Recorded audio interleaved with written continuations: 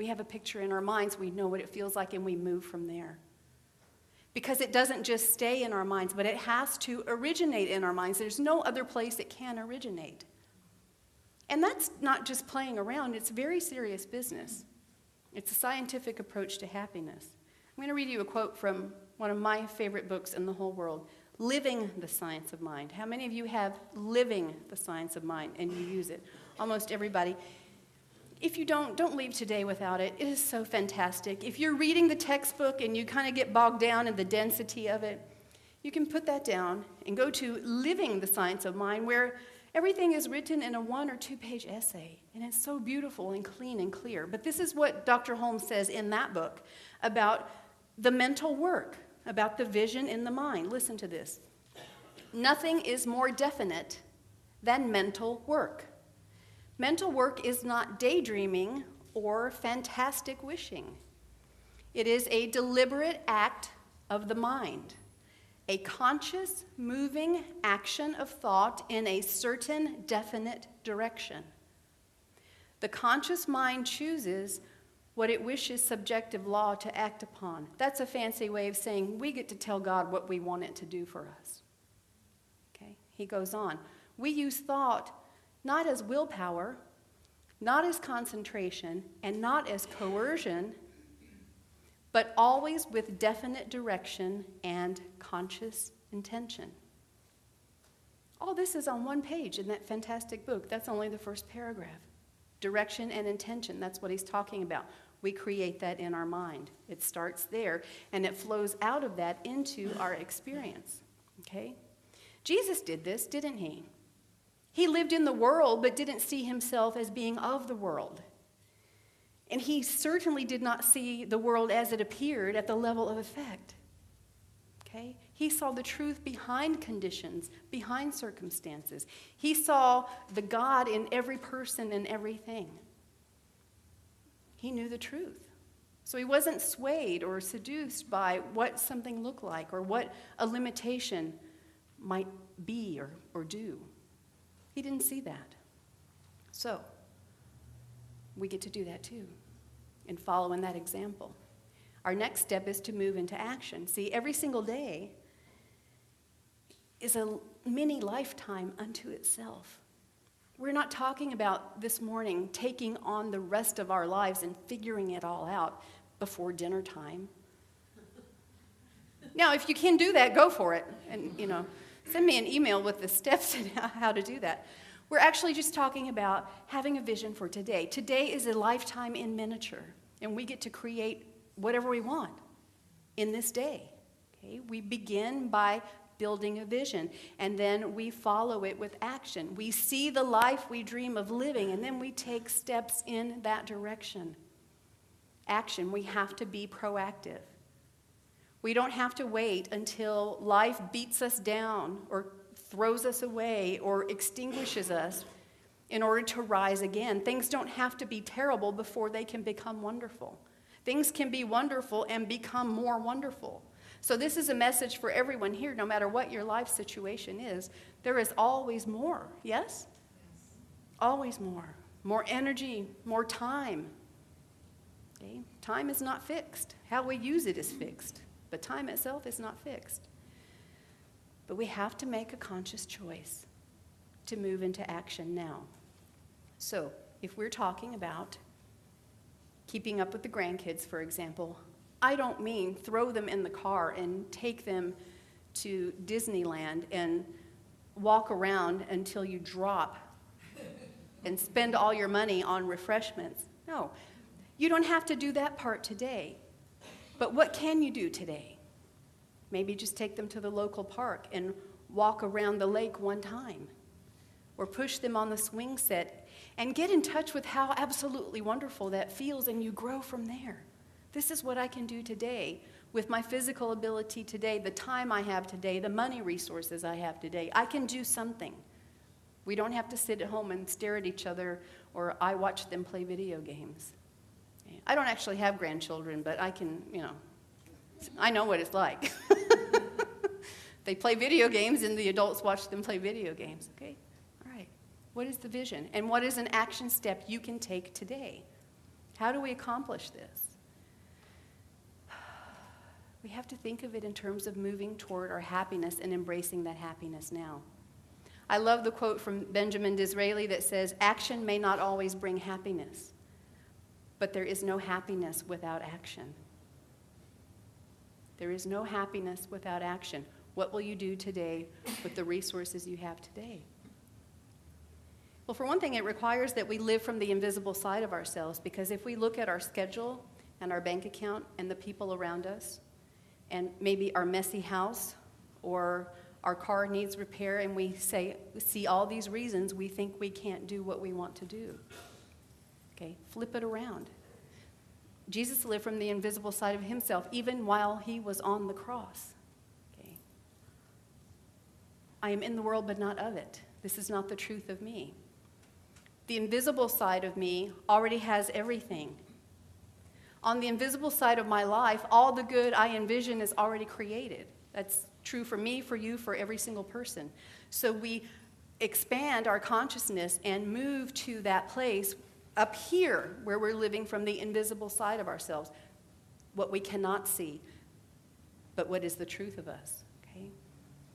But again, you have to think about it in terms of dying daily. We die daily to what was and rise again in what is, and further, what can be.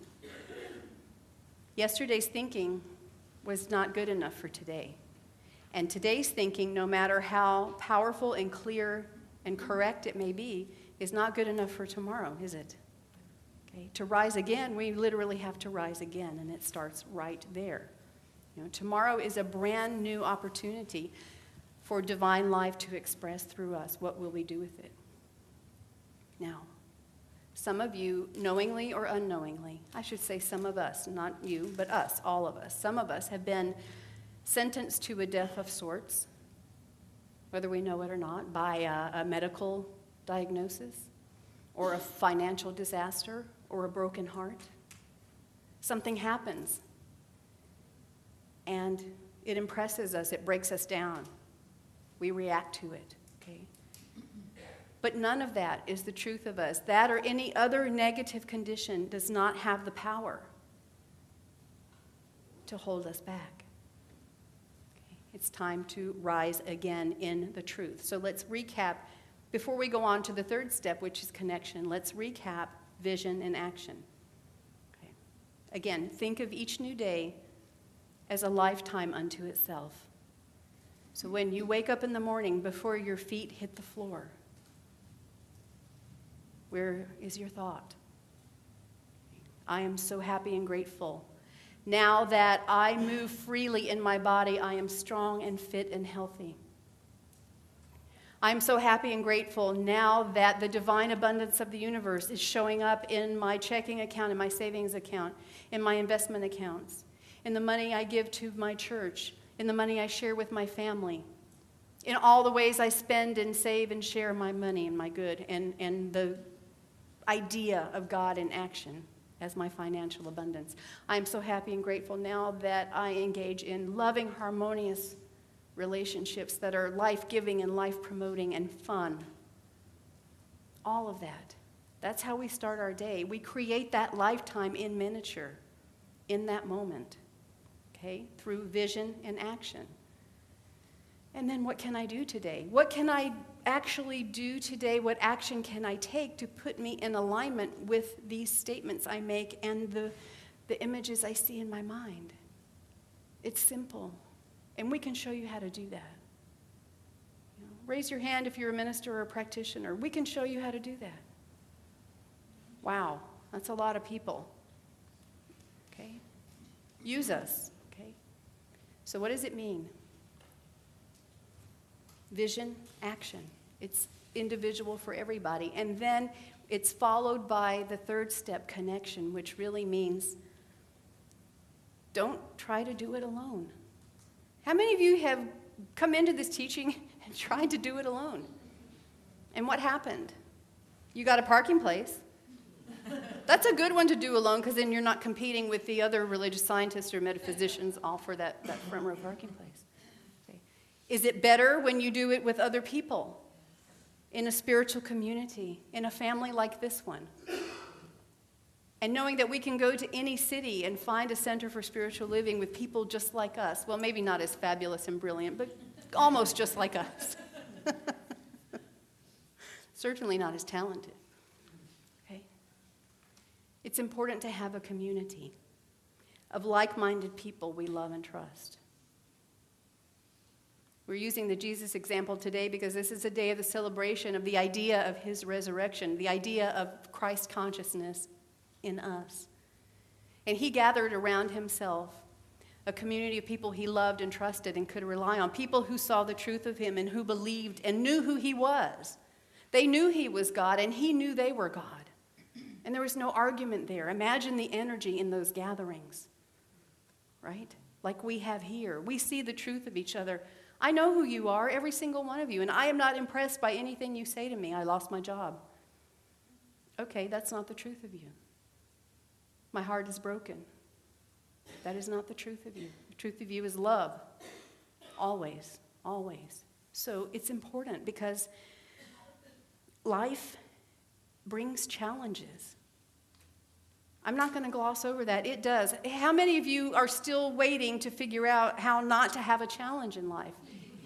It won't work. And when we start growing, especially deliberately, guess what? Some of those challenges get bigger. And maybe there are more of them for a while. The thing they call growing pains. It is natural. And it's okay. But when they happen, when we fall, and we will fall, we need people there to lift us up. To lift us up. There's a wonderful story of the athlete, Ed Taylor. He's a superb athlete.